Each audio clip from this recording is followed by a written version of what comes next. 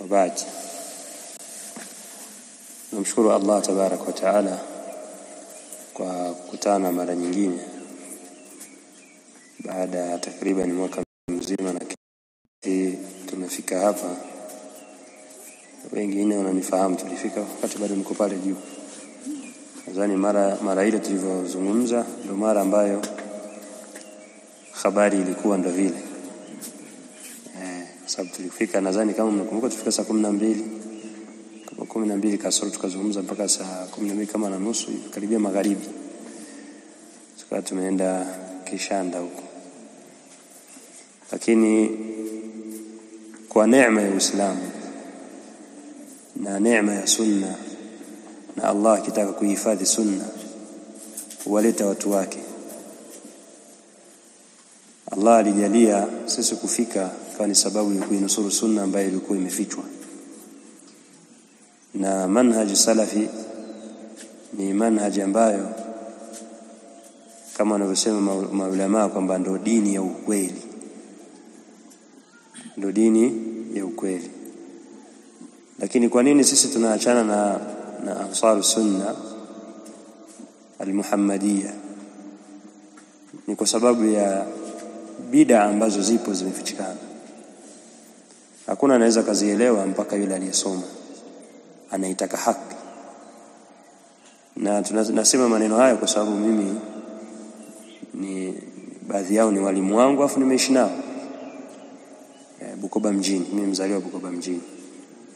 Kwa hiyo wale wakubwa wao wote, si mashekhe wa kanda, si mashekhe wa da'wa, si mashekhe wa nini, wote wananifahamu na wanafahamiana nao. Kwa hiyo sisi tumelelewa pale tukiwaona wanayafanya na dawa walikuwa kiifanya, na sunna imeanza na wazee wetu. Kama kuna mtu alikuwa anamfahamu shehe mmoja alianza kufanya dawa Bukoba kulingania sunna kabisa, nimekuja kuwa na akili imemkuta. Anaitwa Shebadu ndiye amewafundisha wazee wangu. Ameanzisha sunna pale Kashai. Wale wazee wamesoma. Lakini hali ilivyokuwa, ile mzee jitihada alifanya, alhamdulillah, wakaelewa baadhi ya mambo katika sunna. Lakini alikuwa yule mzee bado anahitajia, pamoja na kuwa kwa sababu ni wakati ule ni haja, hakuna wasomi. Kwa kuwa walikuwa wasomi waenda wanatoka kusoma, lakini hawafanyi dawa maeneo yale, yeye kajitoa kufundisha. Elimu ilikuwa haitoshi. Pia kwa sababu mzee wangu mwenyewe alikuwa anamjua vizuri, anasema kichwa chake kilikuwa kina shida. Kulikuwa kuna muda ananyooka, kuna muda anayumba. Sasa na elimu ilikuwa bado ndio hajawa kubwa, ndio maana wakamchukua Mashia. Alipata fitna kwa upande wa Mashia. Na uone kwamba uzuri wa neema ya sunna inahitaji uishike. Sisi tushaiona uzuri wa Uislamu na sunna, tunabidi tushike kweli, kwa sababu fitna ni nyingi. Alaikum salam. Usitosheke na kwamba mimi nimeipata sunna, ilinde kwa kuisoma. Shikama kile ulichokisoma kishike sawa sawa. Wale wazee ambao walisoma kipindi kile kwa yule Shebadu walisoma kwake yeye ubaya wa ushia. Mashia walivyokuwa wabaya. Alafu tena wanaona mwalimu wao anatokomea huko wapi? Kwenye ushia. Wakamwambia nenda na mashia zako hao, tuachie sisi sunna tutaiendeleza. Ni kichache ambacho walikipata kwa muda mchache, lakini walishikamana nacho. Pamoja kilikuwa bado hakijafunguka na kujua baadhi ya mambo. Kwa hiyo na sisi mfano tumeupata wakati mko pale juu na mmepata mkiwa hapa. Kwa mtu ambaye anatizama kwa usawa na kukusudia dini, anaona kwamba sunna tulikuwa tumechelewa kuifahamu. Pamoja kuwa sunna ni nzito wakati wake, lakini nyepesi kwa mtu anaipenda. Sawa, na sisi tumekuta wazee ndio hivyo, ni ansari sunna, tumekuwa ndio tumetoka kwenda kufanya nini? Kusoma. Baada ya kusoma tukaona kwamba hawa walikuwa mashaka zetu, hili na hili na hili na hili hawalijui, hao hawakulifikisha, lakini sisi wenyewe tulivorudi tukawafikishia hili, kwa sababu nyuma yao kuna maslahi. Kwa nyuma yao kuna nini? Sio dini. Wakaanza kutupiga vita. Uweze amini, mimi napigwa vita, uweze amini. Mwaka jana mwezi wa 8 wakati tulikutana Bukoba mjini kwenye harusi, kulikuwa harusi Bukoba mjini pale kwa Sheikh Abu Rahma. Ilikuwa ni harusi ya bwana Mbakile, kama mnafahamu. Ngine nadhani kama mfika mjini mnamjua Mbakile. Sasa siku hiyo tulipomaliza tulienda Katoro. Tukazungumza sunna na kwa sababu tulikuta matatizo yanasumbua kule ya haya manswari. Tukazungumza manswari na kubainisha ukweli uko wapi. Lakini sasa ile wiki sisi tunaondoka, wao walianzisha semina ya maduati. Walikuwa wanafungua msikiti ule wakashai mafumbo ule msikiti wao mkubwa. Sasa kitu walichokifanya, mimi nipigiwa na mama yangu simu, alienda kuhudhuria pale. Akaniambia, wewe umewafanya nini hawa? Akasema nini? Akasema wamesema kijana fulani tumemlea, tumemfanya nini, tumemsomesha, lakini amerudi anatusema. Amerudi anatusema. Sio kusema tena watoshiki kwamba anatusema, anatutukana. Nikastaajabu kwamba mimi ninawatukana vipi? Nikamuuliza, wameyataja hayo matusi? Kwa sababu mimi sauti nilikuwa nazo. Sababu zile tulikuwa tukienda tunarekodi, kwa sababu tunaogopa khiana ya kubadilisha maneno. Kwamba sauti zote tuko nazo na zilikuwa kwenye baadhi ya magrupu ya WhatsApp. Sisi kama nimetukana tusi fulani, watuambie ni tusi gani, tutarudi kuomba radhi na tutasafisha pale pote. Hawasemi. Kitu walichokifanya, mimi waliniombea laana, ambacho ni kikubwa zaidi ya kutukana. Wakaniombea laana mimi na kizazi changu. Yaani tukio walilofanya na sisi tulilofanya, wao ndio walichupa mipaka kati aliyokuwa umeona nini. Sasa hii ndio hali tulikuwa nayo sisi kwenye mkoa wetu. Katika mkoa mgumu ni mkoa huu, kwa sababu ya mambo watu waona walingania sunna, kumbe wana mambo yao wapi? Pembeni. Sasa yale mambo yakifichuliwa, wewe unakuwa ni mbaya. Sasa lazima sisi wenyewe tuwe makini. Alhamdulillah, hapa kuna wazee na watu wazima. Yaani mkifahamu dawa salafia mtajua kwamba tulikuwa tumechelewa. Hawa wanalingania miaka yote, tumekuta wanalingania, wanasema kwamba sisi ndio tumetangulia kuilingania sunna. Lakini maulama wanasema yawezekana mtu muovu akaunusuru Uislamu na akainusuru sunna. Jambo linawezekana. Na ukitaka kufahamu hilo, angalia Abu Talib. Nadhani mnamjua Abu Talib, baba yake mdogo na Mtume sallallahu alaihi wasallam. Alikuwa ni kafiri, ndio mushrik. Mshirikina, alikuwa ni anafuata dini ya Makureishi, waabudia masanamu. Lakini amesimama kidete kumtetea Mtume tauhidi mpaka akapata dola. Kwa hili linawezekana, mtu muovu akaitetea nini? Dini ikasimama. Sasa wao kufanya juhudi walioifanya, wamefanya ndio sababu ya kutoka kwa sunna ikawa wazi, watu ikawafikia, pamoja na kuwa ilikuwa ina nini? Ina shida. Wazee ikawafikia, kwa wazee ikafika mbali. Juhudi wamefanya, lakini haimaanishi kwamba wao wametakasika. Sawa? Abu Talib amefanya mangapi? Hakuna juhudi kubwa aliyoifanya, katayarisha maisha yake na Makureishi. Lakini anaitetea nini? Anatetea dini ya Uislamu na sio Muislamu. Mwisho anakaribia kufa, Mtume sallallahu alaihi wasallam anamwambia ingia kwenye dini ya Uislamu. Anasema Abu Jahali yuko pembeni, anamwambia unaiachaje dini ya wazee wako, dini ya Makureishi? Baba yako alikuwaje?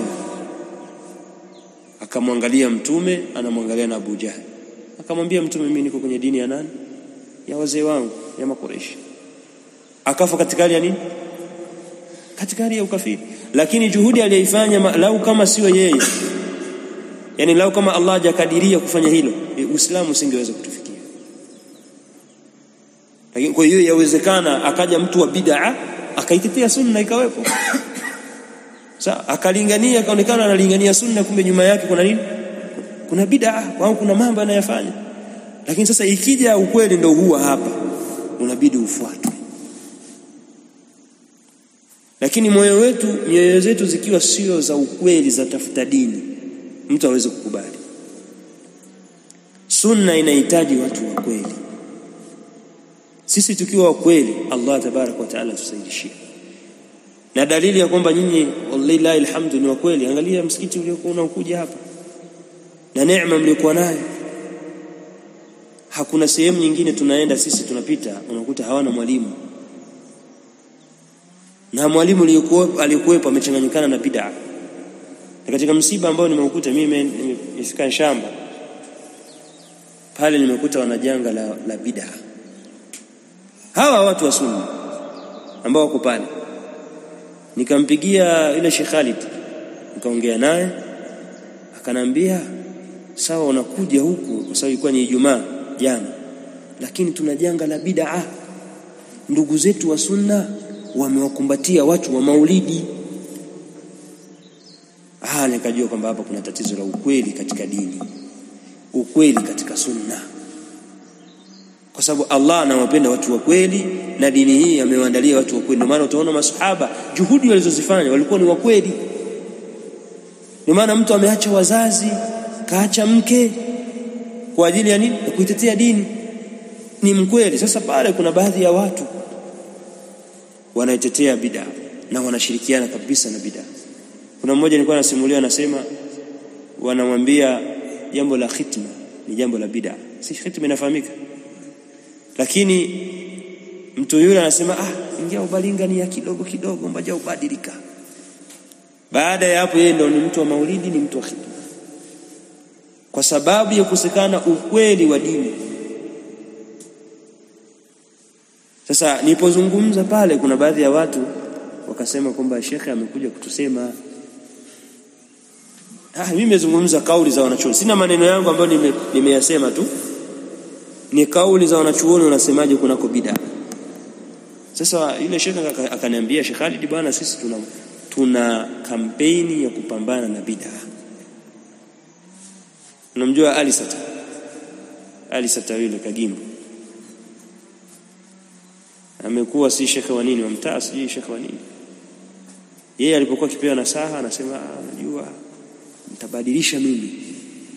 Uwezo kubadilisha wakati huna msingi. Kitu kinachotukosti sisi, mtu anaweza kaona mimi naweza kubadilisha watu wa bid'a wale, lakini wewe huna silaha, huna msingi uweze kuwabadilisha wale. Na mtu anayokaa na watu wa bid'a na kuchanganyikana nao hasalimiki, aidha awe na shubha, aidha awe na fitna kwa watu wengine, ama awe na kitu kwenye moyo wake ni sababu ya kuteleza. Na haya maneno ameyataja al-Imam Sufyan al-Thawri, kwamba mtu anayekaa na watu wa bid'a hasalimiki na moja ya mambo matatu. Sasa ndugu zetu hawa hawakuelewa bid'a muda mrefu. Ansar sunna hakuelewa bid'a. Nadhani nyinyi ndio mkuu hapo, hamkuwahi kukaa likaja darasa la zungumzia kinyume cha sunna. Yani bid'a kaelezwa bid'a yenyewe kwamba hii ni maulidi, uhakika wake ni huu, tujiepushe nayo. Hii ni hivi, hapo kuna bid'a hizi na hizi na hizi na hizi. Sisi tumesoma hatujui. Tumeambiwa maulidi ni bid'a na khitima ni bid'a, lakini tunakaa tunaona wale mashekhe wale wanazunguka nyuma, wanaenda kukula wali wa hitima. Tunaona kwamba sisi tuwe watu wa sunna poa. Sasa ndio sunna iliyoko kule, yani unakuwa ni mtu wa sunna lakini mtu sunna poa. Mtu wa bid'a umuoni ni mtu mbaya, wala mtu wa ushirikina umuoni mtu mbaya, kwa sababu upewe misingi. Mfano tukio lile limetoka Bukoba. Haya yote nasema kwa sababu ya watu kuwa wa kweli kwenye dini. Kuna miaka ya nyuma, mnamjua ile Sheikh Musa Bukoba mjini, ile Ansari. nadhani amelingania kipindi cha nyuma zamani hapa. Yeye ndio mwalimu wangu katika Mansari. Nyuma alikuwa akija mpaka huko anakemea ushia. Na wao wana maneno yao mengi ya kukemea ushia. Lakini mwaka 2021 hivi au 22 walipokuwa wakivutana wao na Ansar Sunna na Jasuta, walipambania vituo. Nadhani habari mnazipata kutoka mjini. Wakaomba walienda kufanya nini, ilikuwa ni baraza la Idi pale Jaafar kule shule ya Kishia ile. Baada ya kunasiwa nasema sisi hatushirikiani nao. Mmepatapataje huu uwanja wakati vipo viwanja vingi vya serikali? Awe ni kupeleka barua tu mkapewa. Kwa nini mje humu? Wakajitetea vikali, lakini baadaye habari zilikuja kuchimbuka kuna ushirikiano fulani una wao. Halikuwa mashia ni watu wabaya sana katika dini ya Uislamu. Kwa maana Sheikh al-Islam Ibn Taymiyyah anasema kwa mama Yahudi wakitaka kuharibu Uislamu wanatumia mashia. Mashia ndio farasi wao. Ndio maana unaona hadi kadhia iliyopo sasa hivi ya Palestina, mashia wako kimya. Na wakati wako karibu. Ni kwa sababu wao wale Mayahudi ni ndugu zao, kwa sababu asili ya dini yao ni Mayahudi. Kwa hiyo kwa muda huu mfupi, mengine tutayazungumza baadaye insha Allah, ni kwamba sisi, nasaha zangu ni sisi tuwe wa kweli. Tumeamua kutoka kule kuhamia hapa na tukampokea mwalimu wetu ambaye tutoka naye huko. Sisi tunabidi tuwe wa kweli kwenye kile ambacho anatuelekeza, kile ambacho ni msingi amekupa, huu ni wa dini. Na sisi tunamdhania khairi shekhe wetu kwamba lazima atakaochukua anazungumza wamemtangulia wanachuoni maulama, na ndo usalafi uko hivyo. Kauli itakayosemwa basi imejengewa msingi kwenye kitabu na sunna kwa ufahamu wa wema waliotangulia. Na misingi hii, baada ya kuambia watu warejee kwenye misingi hii, hawakukubali. Kwa sababu gani? Inazuia baadhi ya mambo ambayo ni mambo ya kimaslahi ya kidunia. Kwa mfano tulizungumzia sisi mashule, yale mashule ambayo yanaitwa Islamic. Wallahi kuna khiana inafanyika, lakini Waislamu huwa wazinduki. Yani bora mwanao mpeleke kwenye serikali, kwa sababu wengi wanampeleka kwa ajili ya lengo la dini. Kwamba hii ni shule fulani ibn fulani Islamic. Akijua kumpeleka kule kwamba kuna salama ya dini, lakini tizama kipindi cha dini kina nafasi gani. Sijui kama kuna wazazi wanapeleka watoto kwenye mashule ya Islamic. Lakini ukienda kule tizama nafasi ya, kwa sababu lengo la kumpeleka mtoto ni angalau atoke anajua qala Allahu qala Rasul.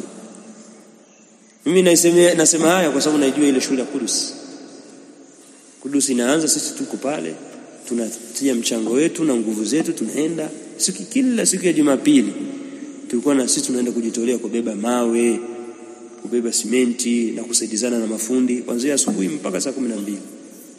Tukiahidiwa kwamba wanafunzi watoto wenu na wale vijana na wale wazee waliokuwepo, wale watoto wao watasoma kwa bei nafuu.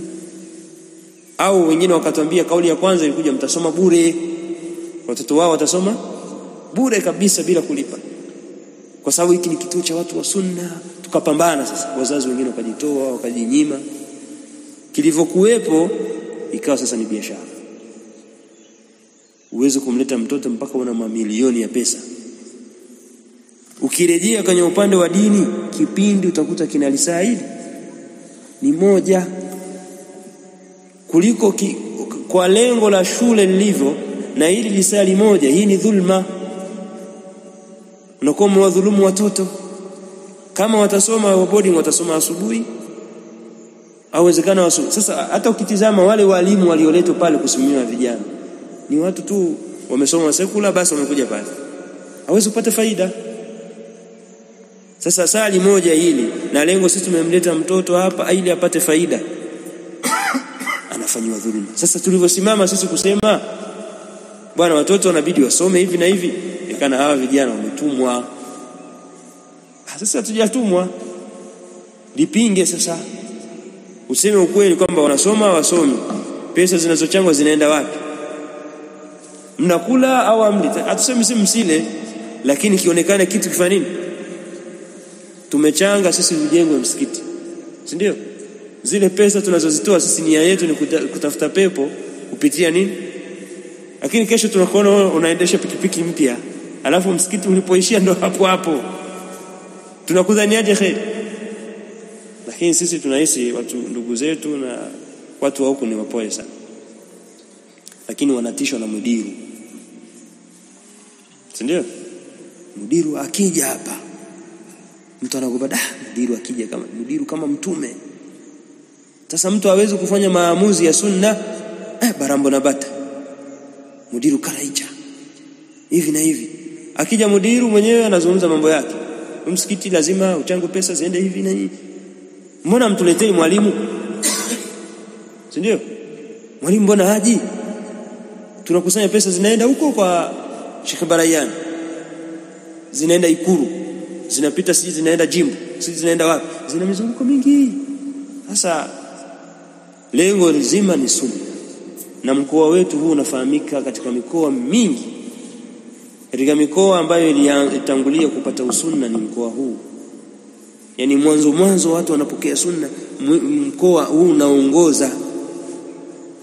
Lakini sunna iliyopokelewa ni sunna ambayo ndani yake ina vumbi, watu hawaifikii sawa sawa, mpaka imefikia hali mtu ajui kwamba hii ni sunna na hii sio sunna, isipokuwa anajua sunna ni kuoa wake wanne, kukata nisifu zake na kutikisa kidole basi, na ndevu. Alhamdulillah, ndevu basi.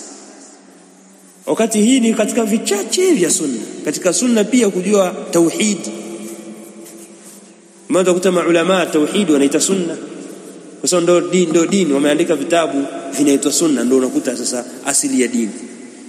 Mimi mpaka wazee wetu, baadhi ya wazee hawajui hadi tauhidi, na wamekaa pale miaka mingi. Wengi utakuta hawajui kusoma Qur'ani.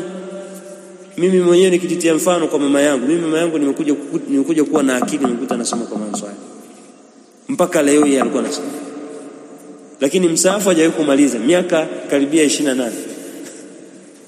Na hapa kiasi alichofika sasa hivi ana kama juzuu 10 au 15 amesoma kwa mtu mwingine mgeni kabisa, yuko pale mjini. Na yeye alivyokuja kaonekana na juhudi, akapigwa vita. Huyu salafi huyu. Sasa yeye amejitolea na kufundisha kina mama vizuri mahali. Ni mtu hapa kama chuma. Anaitwa Nurain. Si kama mnamjua. Mnafahamu? Yeye alipokuja pale alijitahidi sana kuwafundisha wanawake. Sasa wanawake kaona huko tunakaa tupati kitu miaka yote. Kabati mpaka leo hii imejaa madaftari kama haya yameandikwa Kiswahili tu. Ukimwambia mwanamke wala mmoja simama hapo, yani utuonyeshe namna ya kushika udhu, hawezi. Mimi mama wangu alifanya ziara, walienda kufanya ziara ilikuwa si kama 2010 na ngapi, walienda Uganda. Nasema ilifanyika Uganda, walienda wanawake tu. Kwanza walienda kule wanawaambia wanawake, mwambie wanaume wenu, maharimu wenu ni sisi mashekhe zenu. Ni kitu ambacho mimi alinipigia simu anambia maharimu wetu wametuambia ni mashekhe. Hili wamelipata wapi? Akasema tushaambiwa. Nikaja kusikia shaenda. Maharimu wao ni nani? Wakati maharimu wao ni nani? Anabidi awe mume, awe nani? Baba yake au kaka yake, ambao maharimu ni yule ambao ni haramu yeye kufanya nini? Kumuoa. Shekhe wameenda, mashekhe ndio wanaosimamia wake za watu. Mipaka ya sheria inasemaje kwa wake za watu? Lakini wamepakiza kwenye kosta, wamepeleka, wamekaa karibia wiki nzima, wamerudi. Sunna hii ambayo Mtume amekataza mwanamke asafiri peke yake isipokuwa na mahrim. Hija hawezi kuifanya hija mwanamke mpaka awe na mahrim. Ana mali nyingi, lakini hana mahrim, hawezi kufanya hija kwa sababu sio uwezo, ana uwezo. Yani uwezo sio mali tu, kinachoongezeka lazima awe na mahrim. La sivyo basi ampe mtu pesa akamfanyia nini? Akamfanyia hija. Lakini hawa wamewabeba kwenye kosta moja na kuwapeleka Uganda, wakazungusha huku na kule, wakawarejesha. Sasa hatuwezi kuwafanya na chochote. Sheria inasemaje? Sawa? Sheria sio kwamba tutafanya nini, sheria inasemaje? Tukianza kuzungumza matukio wanawake haya tunayaacha, mambo binafsi. Lakini lazima pia kufikia hali ya kuyazungumza pia ni muhimu, kwa sababu ya kuchukua salama ya watoto wetu na vizazi vyetu. Kwa hiyo mimi nikomea hapa, mkapumzike ili tupate muda mwingine insha Allah. Nadhani Sheikh wetu atatutangazia muda, tutazungumza mengi insha Allah. Insha Allah. Subhanakallahumma wa bihamdika, la ilaha illa anta, astaghfiruka wa atubu ilaik.